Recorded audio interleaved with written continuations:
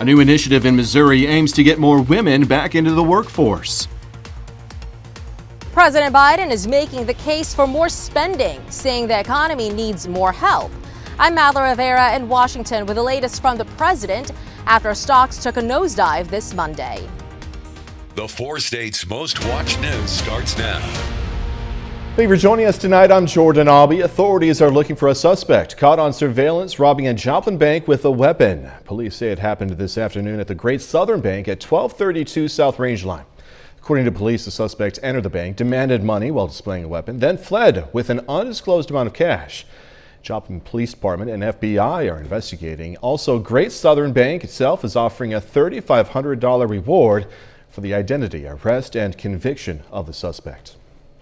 Police arrest a man after a stabbing in Pittsburgh. It happened yesterday in the 400 block of West 6th Street. Authorities say a 40-year-old man suffered multiple stab wounds to the face and abdomen. After investigating, police identified 50-year-old Jose Flores Velez as a suspect, arresting him later that day. Police found he had an arrest warrant out of Crawford County for a bond violation on an original charge of domestic battery.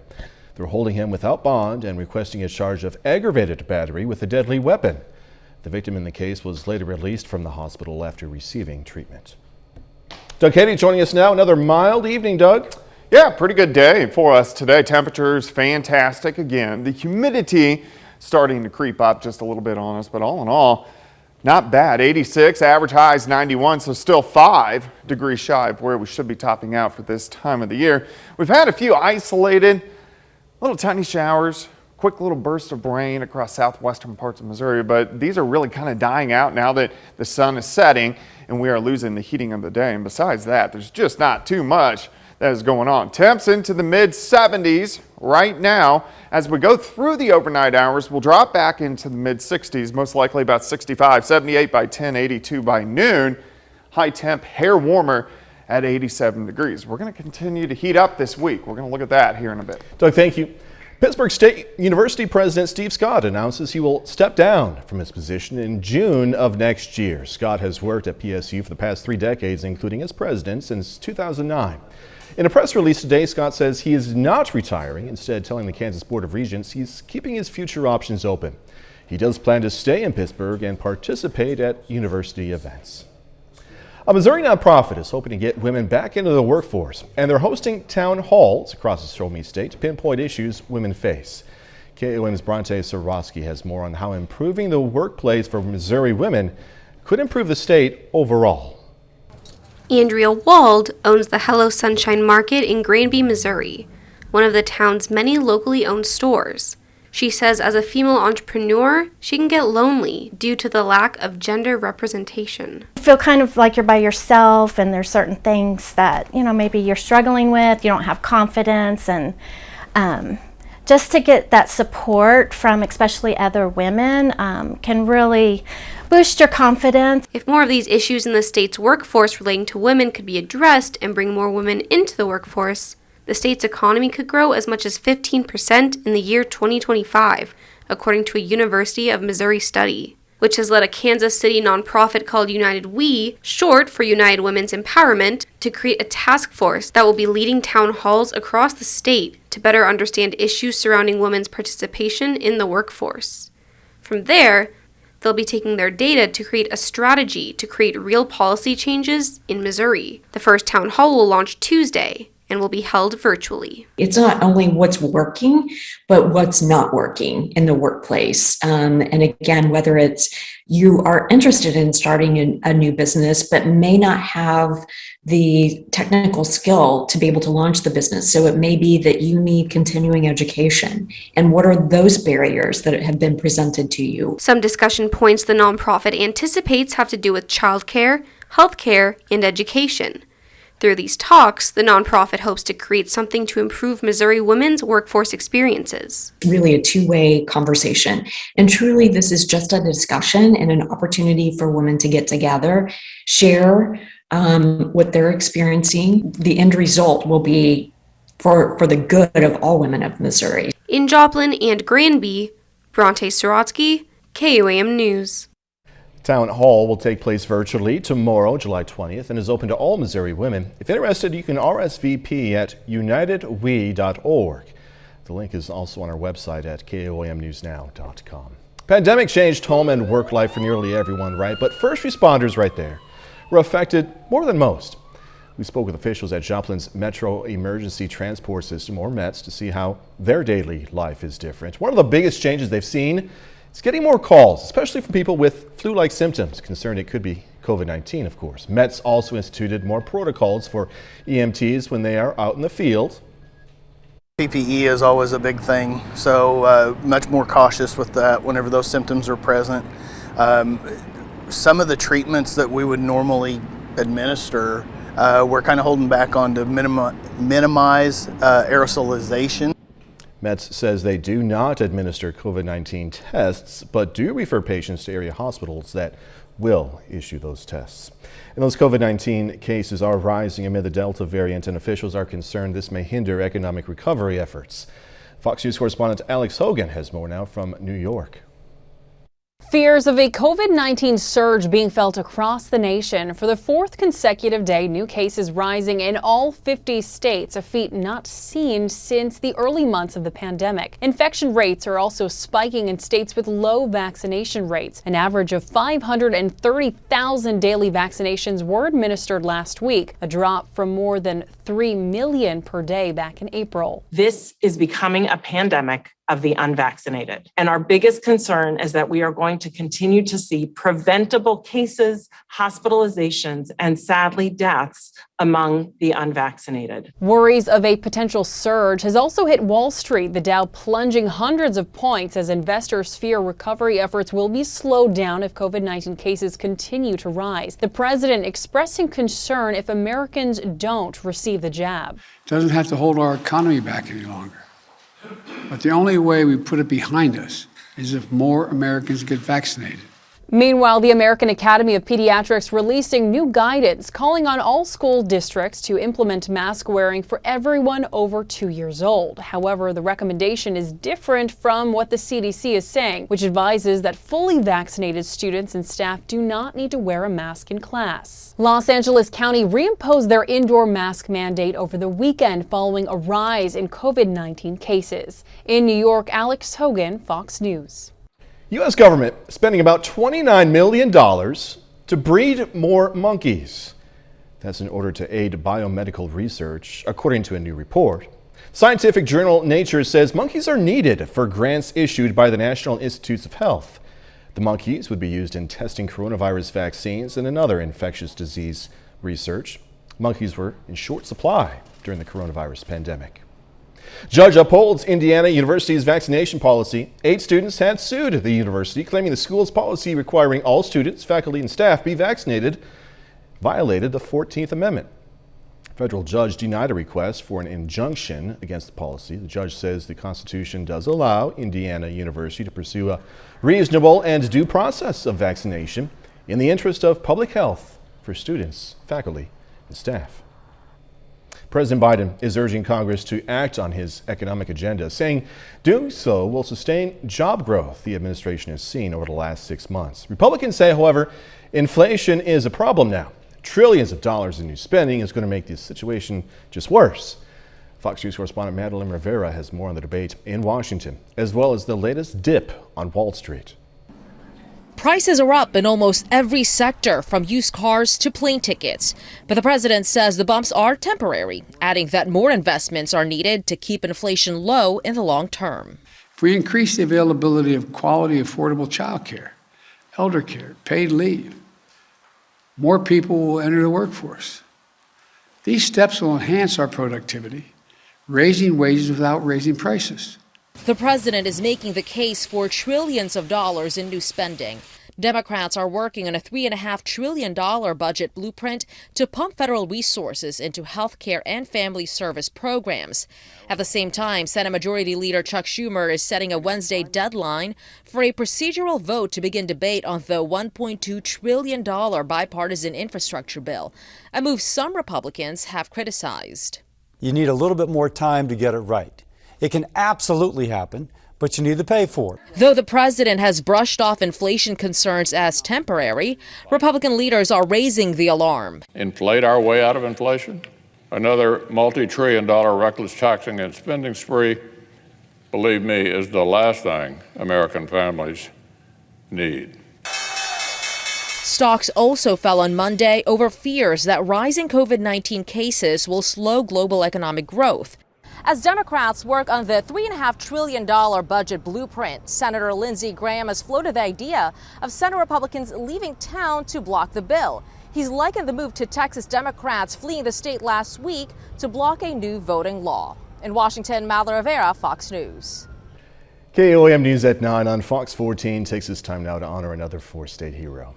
Earl Crane served in the U.S. Army from 1943 to 46. Native of Lowell, Kansas, Crane was stationed in Hawaii and the Philippine Islands. We are proud to thank and salute Corporal Earl Crane, tonight's four-state hero. Doug is next with a complete look at the forecast, and later a Missouri Southern standout getting his shot at Major League Baseball. Going to have those details in sports. 424435.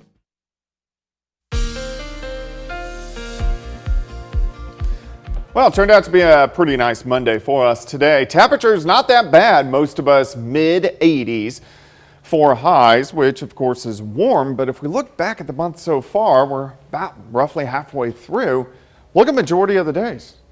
We're below normal. Not that it's been cool for July. It's just been kind of mid to upper 80s to near 90 degrees. Another big aspect to this is we've had a lot of days that we've had showers and thunderstorms. So with the clouds, it keeps our temperatures down just a bit. But we are going to start to heat things back up as we go through the next few days. Great time lapse. Indigo Sky Casino and Resort. Of course, Indigo is just outside of Seneca, Missouri, but you can see those kind of puffy cumulus clouds during the afternoon hours. Temps right now feels pretty good. Mid 70s. We'll drop off another 10 or so as we go through the overnight hours. Humidity, it's not bad. It's not great. It's not bad. Dew point's kind of 65 to about 70. Kind of puts us in that sticky to muggy range. But these are going to pop up a little bit too as we go through the next few days. 7th and range line, we're looking northwest. Currently outside, 76. Northerly winds at about 5. Feels like 76. Dew point 68. Pressure is steady. We did have a few scattered, or more like isolated, little tiny thunderstorms and showers that have popped up on the Missouri side through the evening hours, kind of rotating back toward the south and to the west. Most of these have been dying since we've kind of lost the heating of the day, so there's just not too much going on out there. There's one little guy just to north of Nevada, and that is just about it. This is due to a little low that is centered down to our south, so that's where we're on the north side of the circulation, so that's why it's kind of pulling it back toward the southwest. Besides that, high pressure is in charge. This is really going to dominate our weather as we go through the week, kind of keeping us hot, fairly dry as we go through the next few days. Mid 60s tonight, so it looks okay. If you are getting up early, 65 to start. We're going to warm through the 60s, 70s, at least 80 by noon, and then I think most of us will top out right around 87 as we go into the afternoon, so maybe 1 or 2 degrees warmer than what we did see today, but still a little bit below normal for this time of the year. So it's going to be another warm day. Humidity will creep up a little bit on us. We'll have heat indices upper 80s to near 90. Heat indices most likely into the lower 90s by the time Wednesday rolls around. But the real heat really doesn't get here until late this week into the weekend. The next few days, we mainly just kind of hold into the upper 80s. You can see a few little waves kind of rotating around, some showers close to us Thursday into Friday, but I'm going to keep it dry for now. The heat really builds in as we go into Friday, Saturday, and Sunday, and we'll have at least a little better chance for a shower by the time we head into early next week. But in general, it's a boring weather week, which most people like boring weather weeks. I do not, but pretty boring this week. Upper 80s, low to mid 90s. It's like, how many ways can you say it's going to be kind of hot for 3 minutes? So boring, huh? Boring. All right, Doug Keddy, thank you so much. Coming up, rising crime concerns. A shooting outside a baseball game has put a fresh focus on violence in U.S. cities. I'm Lauren Blanchard in Washington, plus more on declining police numbers coming up. Tuesday morning, we talk about temps that... Summer violence, a growing issue for many American cities. Chaos during a baseball game in the nation's capital over this weekend, underscoring how much of an issue gun violence has become as police officers are stepping away from the force in big numbers. Fox News correspondent Lauren Blanchard has more now from Washington.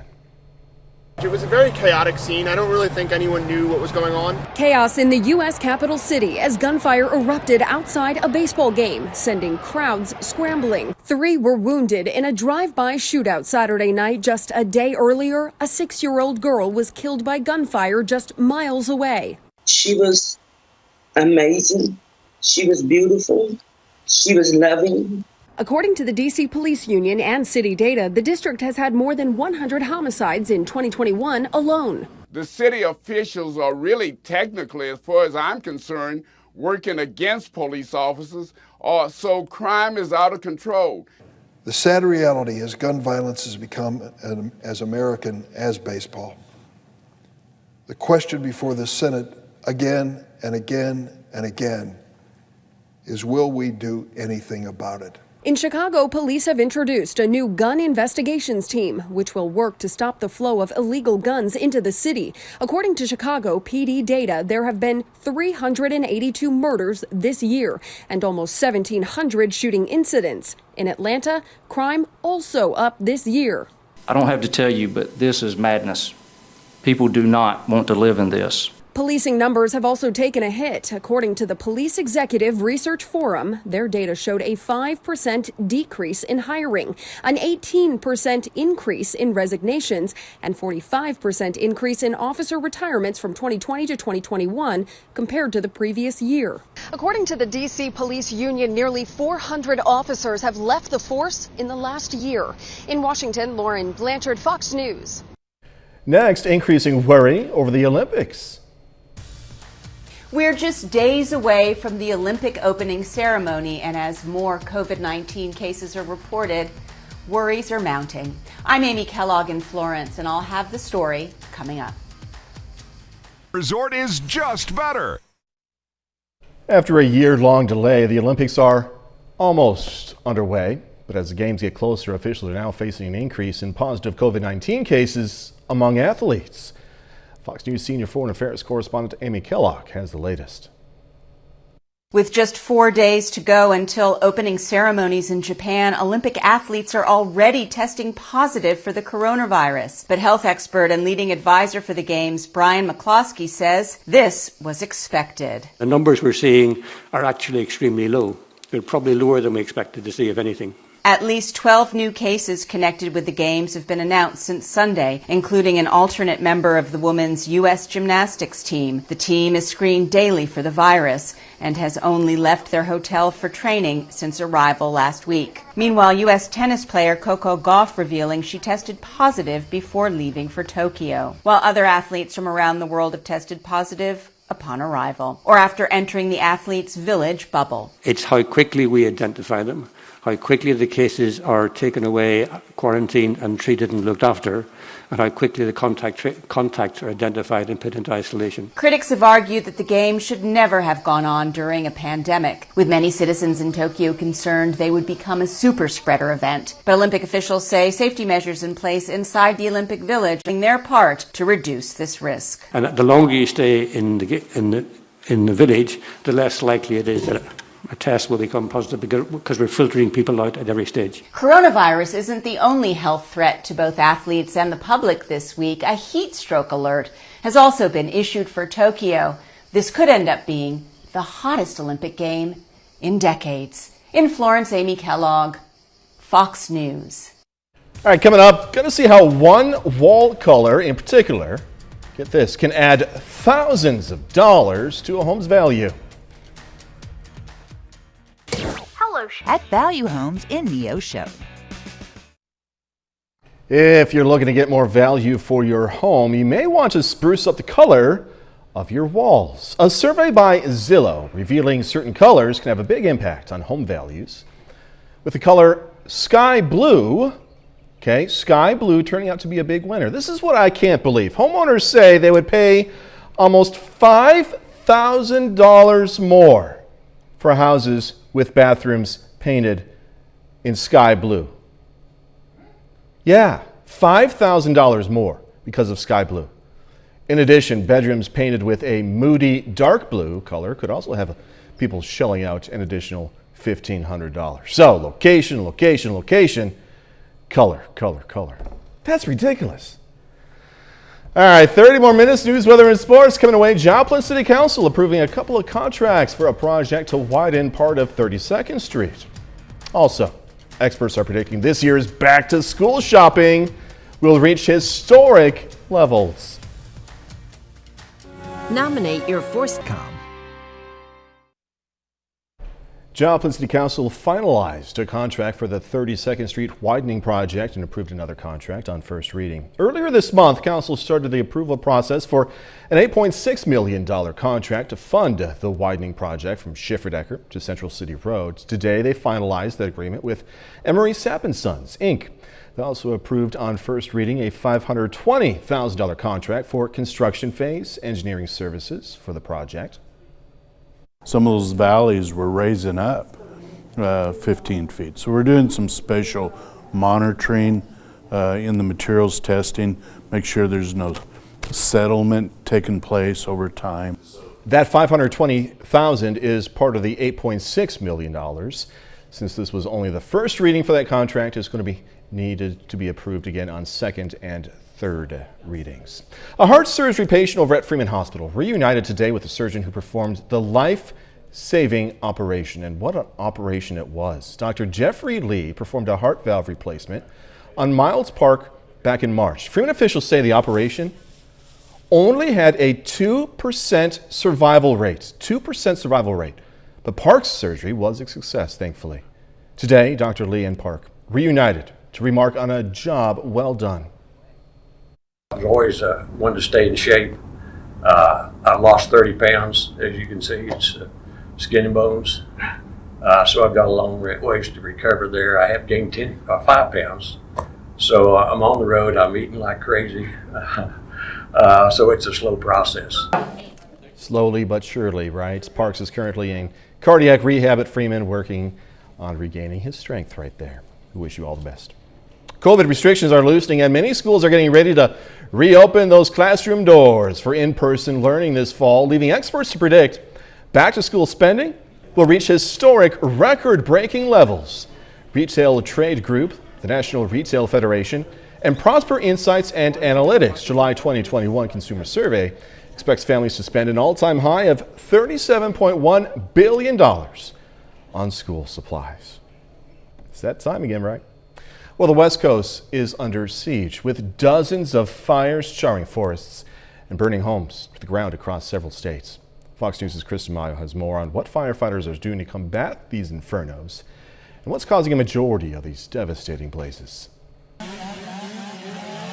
An army of chainsaws echoing through the night in Northern California as firefighters get up close and personal to the flames from the Beckworth complex blaze.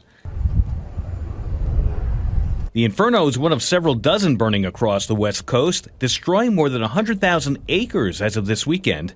We're having a lot of fires every year, and they're really bad. Officials cite lightning strikes as the main cause of many of the ongoing fires, and with at least 60% of the entire country now facing extreme drought conditions, the bone-dry grass and trees are prime targets. The Tamarack fire near Lake Tahoe is proof of that, with the flames engulfing more than 18,000 acres by Sunday morning, forcing mandatory evacuations. The trees and the animals and everything being destroyed, killed. But it's the unpredictable nature of these fires that's causing major frustration, with many folks in the surrounding areas constantly living on edge. You get all ready, you move all your stuff, and then the fire's over, you move your stuff back in, and then another one. Meanwhile, in Oregon, the Bootleg fire is now consuming an area roughly the size of Los Angeles. Thick clouds of smoke and ash painting the sky gray, as officials say about 5,000 homes remain at risk of being destroyed. The Bootleg fire is now the largest currently burning in the U.S., requiring an all-hands-on-deck approach, as extra firefighters from Utah are now being sent in. But with this year's fire season already off to an even earlier start than last year's, officials say more fires like this are on the horizon. Chris DeMeo, Fox News. A little bit later, what some call racist fish names. A species of fish found in the Midwest is sparking controversy as wildlife experts say its name could be racist. I'm Marianne Rafferty with more on that story straight ahead. Nothing feels quite as free as being out here. Toyota, let's go places.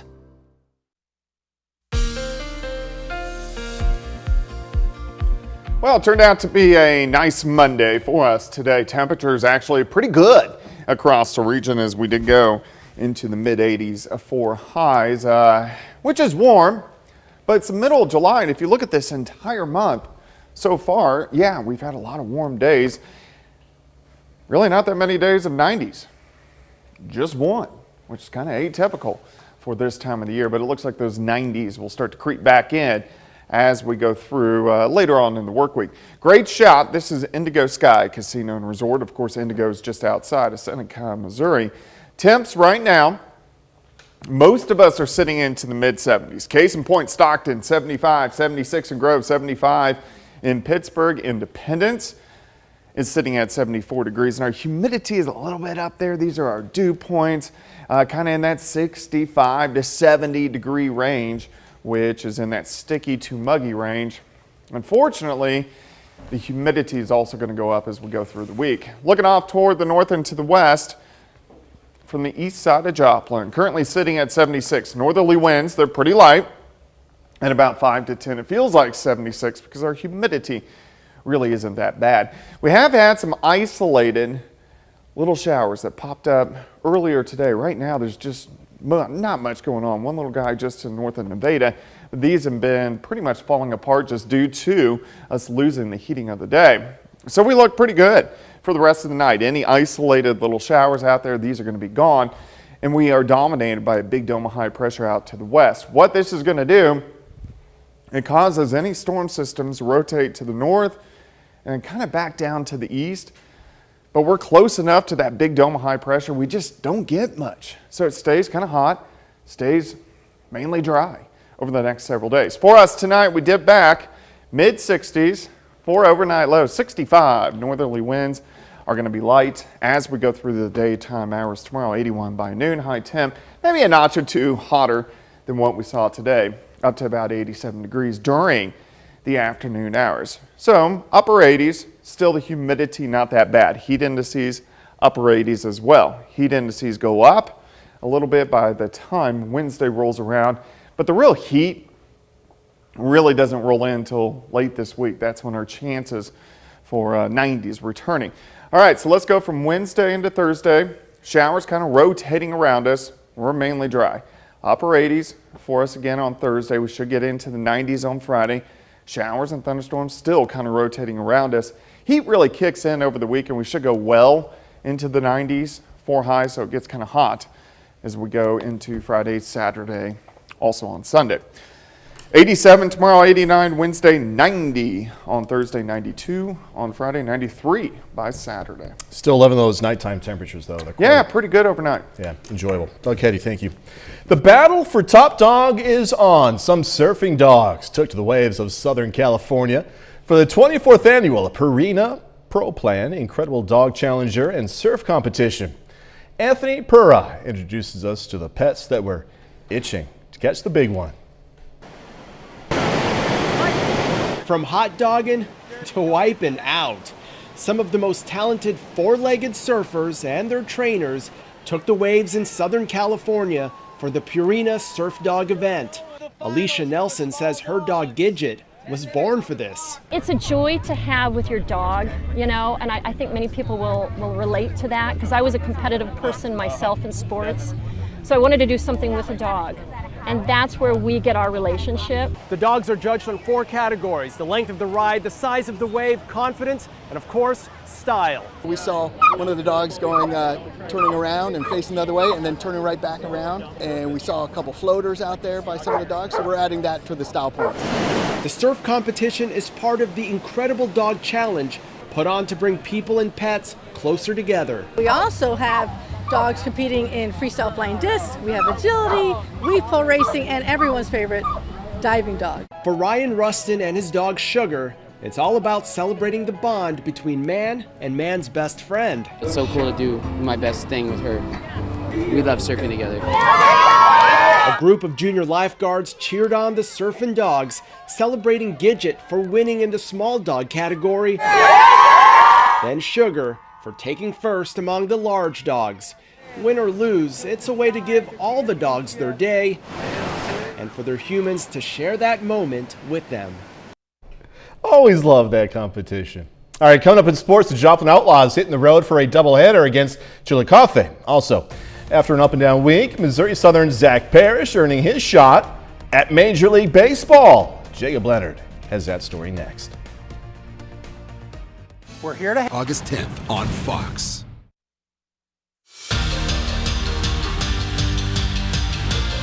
The Joplin Outlaws are in the final week of the regular season. All of their remaining games are on the road, beginning tonight with a doubleheader against the Chillicothe Mudcats. Game 1, it's never ending. Outlaws and Mudcats are tied 2-2 in the top of the 13th inning. The former Webb City Cardinal and current Missouri Southern Lion Cale McAllister throws 6 shutout innings in the start for Joplin. Game 2, maybe we'll get started when this one wraps up. Well, Missouri Southern's Zach Parrish is about to get his shot to be a professional baseball player. We caught up with Parrish today to talk about a roller coaster week that ended with a free agent contract with the Texas Rangers. A lot has changed for Zach Parrish in the last week. 5 days ago, I kind of announced that I was just going to step away from baseball and kind of move on with the next chapter of my life. 20 rounds of the MLB draft finished up last Tuesday without Parrish receiving the call. It was a little discouraging at times. I mean, the third day rolled around and, you're expecting something at least, even a phone call saying, hey, we got you on our radar. We're thinking about taking you. But it all changed on Sunday morning with the Missouri Southern standout agreeing to a free agent contract with the Texas Rangers. Free agency deal kind of popped up at the last second, and it was like, yeah, I got to do this. All I needed was a chance, and I'm very thankful that I'm getting him. He's definitely deserving. And, we're very excited as a program, very excited for Zach, and so we're anxious to see him get started. He was the National Pitcher of the Year this season and set a new Division II career strikeouts record. But what he did on the field was a product of how he approached the game outside the lines. I mean, after a start here, he goes to the weight room, the opposing bus is leaving, and he's out there working on the football field with our strength and conditioning coach, getting ready for his next start. And so just an animal as far as work ethic goes, and definitely left his mark. It's that work ethic and competitive spirit Parrish will take with him to Texas, hoping to one day get his shot at the biggest stage in baseball. The Rangers are definitely getting a competitor. I mean, I love nothing but competition. I strive for competition. If someone wants to challenge me, I'm going to take it up and put my best foot forward, so they're going to get a winner as well. He'll represent himself well. He'll represent our school well, and Zach's a great pitcher, and I really think he'll do well. If it works out, it works out. If not, I at least gave it my best shot. Parrish is the two-time defending MIAA Pitcher of the Year. This season, he was a consensus All-American and the consensus Division II Pitcher of the Year. He's going to head to Texas tomorrow to sign his contract and find out where and what level he'll begin his professional baseball journey. In the major leagues tonight, 4-game series between the Cubs and the Cardinals gets started. St. Louis has a chance to get back to 500 with the win tonight. Cards in a good spot right now, leading 8-2 in the bottom of the 7th. Dylan Carlson is 2 for 4 with a home run and 4 RBIs. And that's a look at sports. We're back with more news after this. Efforts are now underway to rename a fish after experts say the name of the species could cause harm to an ethnic minority. Fox News correspondent Marianne Rafferty reports. Fish be racist? A growing number of wildlife officials say yes, at least when it comes to what they're called. The Asian carp is an invasive species first brought to the States to help clean sewage ponds, but escaped into the wild where it's been disrupting a number of ecosystems. And now some officials don't want the term Asian to be attributed to a problematic fish. that negative feeling, negative connotation then gets applied to Asian culture. This concern is prompting more organizations to consider renaming the species, with the Fish and Wildlife Service recently referring to it as the invasive carp. I understand why people are doing this, whether it's the wildlife services or whether it's us not referring to the coronavirus as associated to a particular ethnicity. This initiative follows the recent surge in Asian American hate crimes throughout the pandemic, with many folks criticizing former President Trump for linking COVID-19 to Asian people by referring to it as the China virus. But besides renaming fish, other states are launching additional efforts to combat the rise in anti-Asian violence. New York City is issuing a new hate crime public awareness campaign, and Illinois will require all public schools to start teaching Asian American history classes. Meanwhile, another species is coming under fire for its name. The gypsy moth is facing calls to be rebranded due to the term gypsy being classified as an ethnic slur. Marianne Rafferty, Fox News. Next, gonna check out the entertainment coming your way this week, right here on Fox 14. This week on Fox TV, we find out who wins big on 2 competition series with season finales on the lineup. Here's Fox's Ashley Dvorkin.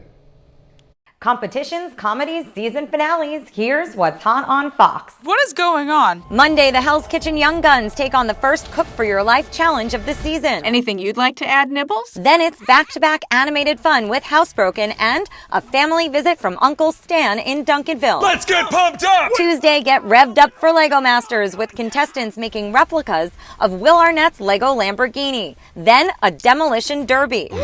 That's followed by Rob Lowe cheering on contestants on the season finale of Mental Samurai. Come on! Wednesday, Michelin star chef Jonathan Waxman joins MasterChef Legends for a Californian Mystery Box Challenge. What makes a dish stand out to you? Yeah, there's a lot of criteria for what makes a dish stand out. Number one is being able to edit yourself and not putting too many ingredients in. Number two is to pace your time. You have a set amount of time to do a dish. Don't get too fancy on yourself. Don't try to get too ambitious. And third, it's really about what it looks like and what it tastes like. Everything's on the line. Then the top 2 teams compete for $100,000 and bragging rights on the season finale of Crime Scene Kitchen. Hit it. Thursday, cue the music for another round of Beat Shazam with a $1 million prize up for grabs. And there's an encore of Lego Masters Demolition Derby. Friday, the fans are back and the action is on with a new WWE Friday Night SmackDown. And it's all about animated laughs Sunday with The Simpsons, Bob's Burgers, Family Guy, and more. In Hollywood, Ashley Dvorkin, Fox News. That's our time for tonight. Thanks so much for joining us. Going to leave you with video of an Italian land artist drawing the Olympic rings in Italy. Good job right there. Be safe. Do this all again tomorrow. See you then.